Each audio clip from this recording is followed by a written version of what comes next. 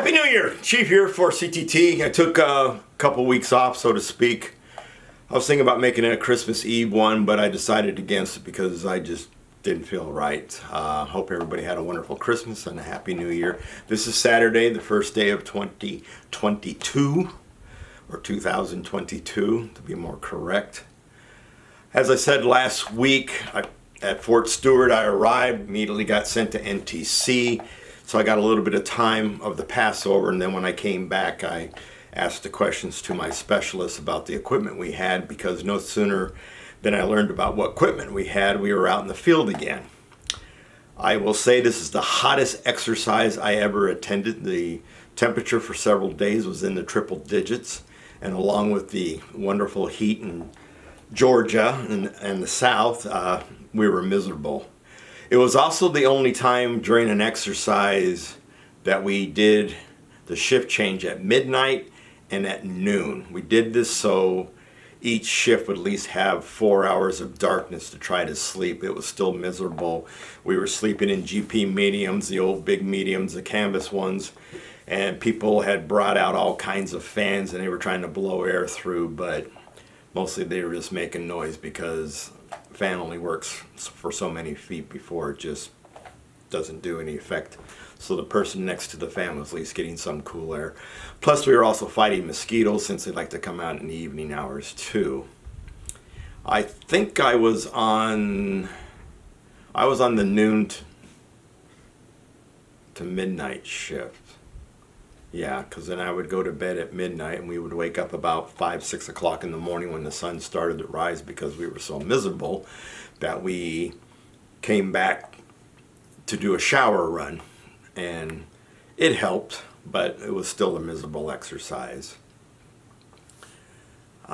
Sleeping was terrible and everything else.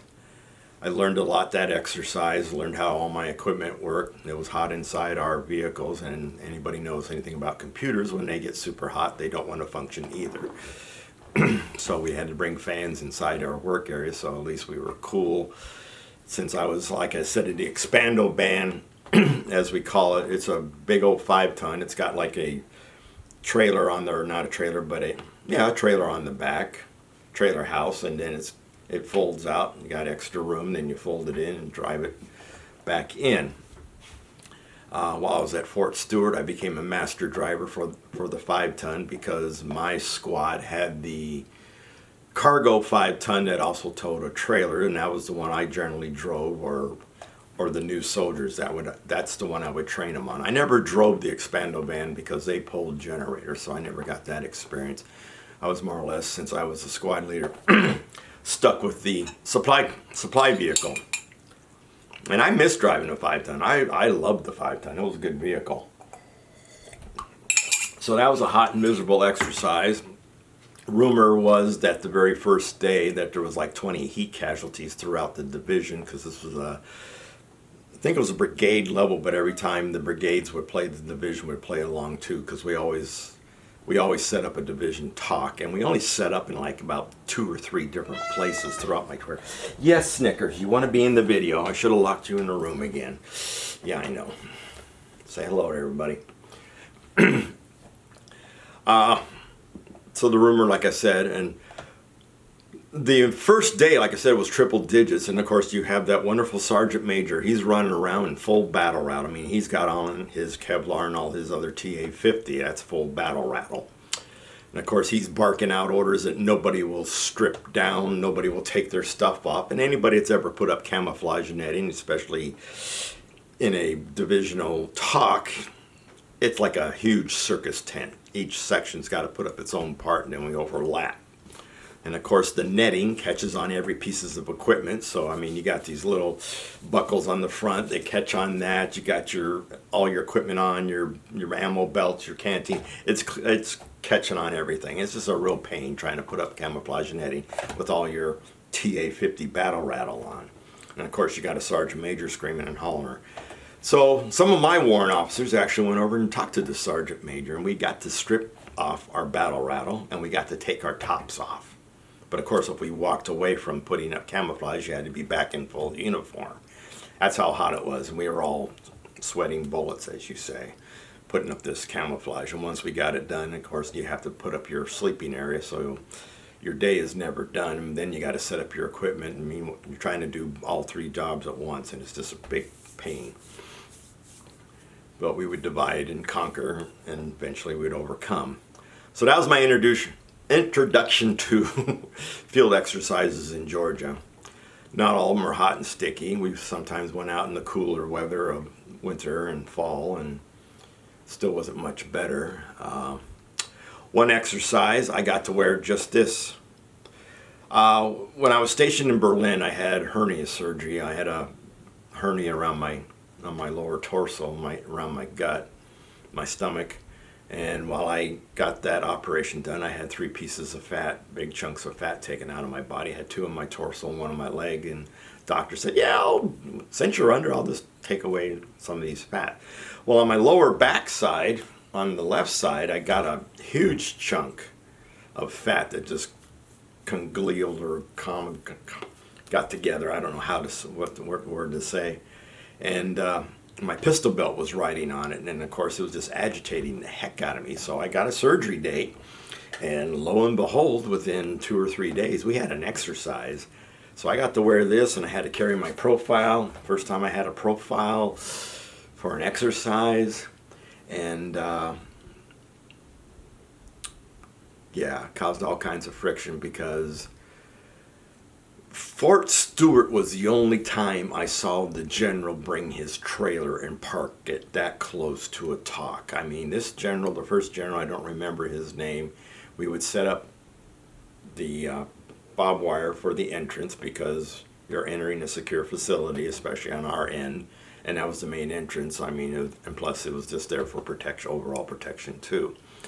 And he parked his trailer house right across the entrance. So you'd walk out the entrance and there would be the road, and then he would be on the other side of the road. So his trailer house was within, I want to say, 50 feet, 60 feet away from the entrance. What a heck of a place to put it. Troops going in and out constantly. But, of course, the general's hardly ever in those things. So every time I walked in and out, I had my 2 platoon sergeants. I had 2 E7s that were watching over me. They basically shadowed me, so, you know, I'm wearing this, and every sergeant major is seeing this soldier walk in with just a cap, you know, his garrison cap on. Or not his garrison cap, but his BDU cap on. And of course, I pull out my profile every now and then. I had officers stop me, and they're like, and one sergeant major was talking to the 2 platoon sergeants. He said, and why did you bring him to the field? He's causing mischief. And they said, well, he's a driver. Plus, he's a section sergeant. Plus, yeah, I had wore so many different hats under one. And of course, you know, you shouldn't have brought him. But, hey. So that was fun. That exercise was fun. I had all kinds of fun. I mean, I abused it. Of course, I was going out quite frequently just to piss people off. Hey, got to have some spice in your life. Another exercise towards the end of my career there, I actually got sick. I was trying to sleep, and every half hour on the hour I was going to the latrine, and I was just doing liquids. And I went back, and finally one of my warrant officers looked at me and he says, you don't look good. Go to sick call. We actually had a sick call tent out on this one exercise. One of the few times I actually saw a doctor set up a tent.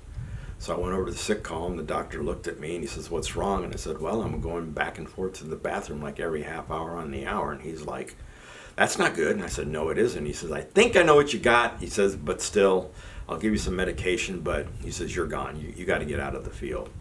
So second time I missed out on an exercise due to, I had one at the Fort Riley where my wife had her surgery and was told to stay home and take care of her. So I had to call, when I got out of the field, I had to call my babysitter because I had given her my car along with my kids because she needed a car in case they got sick. So she had to come pick me up, and I had to go pick up the kids, and they were sick too.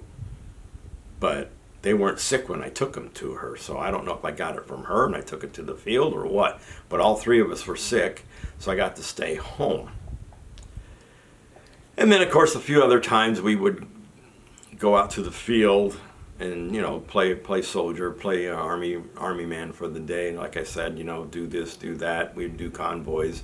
And one of the convoys, of course, I'm driving the vehicle again, and I got this lieutenant next to me, and I'm in a cargo Humvee, and it had just rained. And so I'm hitting, of course, every bump on her side of the car, and then sometimes the spray, and it washes through the window.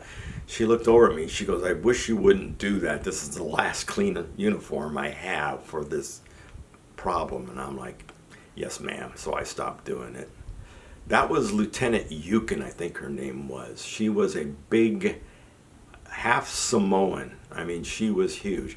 She basically said that if she had to be a alien, she would be a Klingon female, because she says, I can put that stuff on my head and I can play the part. And she wasn't wrong, because she even had a poster of the two Klingons from the Star Wars, the Next Generation. She had the two sisters. She had a poster of the two sisters in her office. It was really hilarious. Really can't say what I did out in the field, you know, it's all secret. We did have problems. I mean, one exercise, we set everything up. We even did a little mini exercise like hours before the real exercise was going to kick off. So our feed was running, as we called it. You know, the traffic was flowing through. Boy, I can't talk today. And didn't get drunk last night. So we shut it off, or turned it off. You know, did a clean sweep of our computers, got everything out of there that we weren't supposed to have. We fired up our computers, we fired up the line, the exercise started, and nothing happened except for one position. And this one position, I can't say which it was, but she was the soldier. It was a female soldier.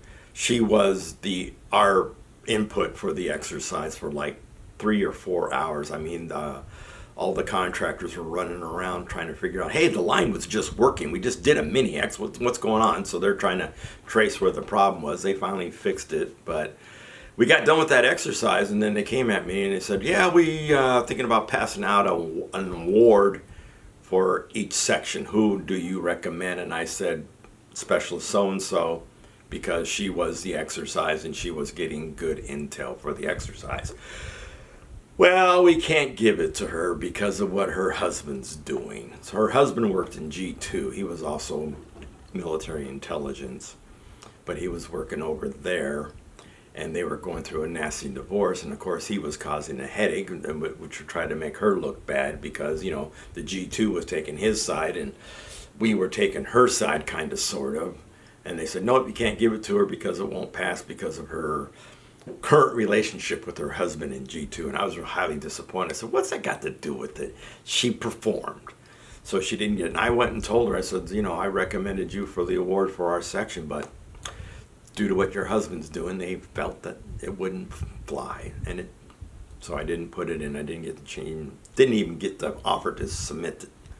So it kind of upset me. Had a few other problem soldiers.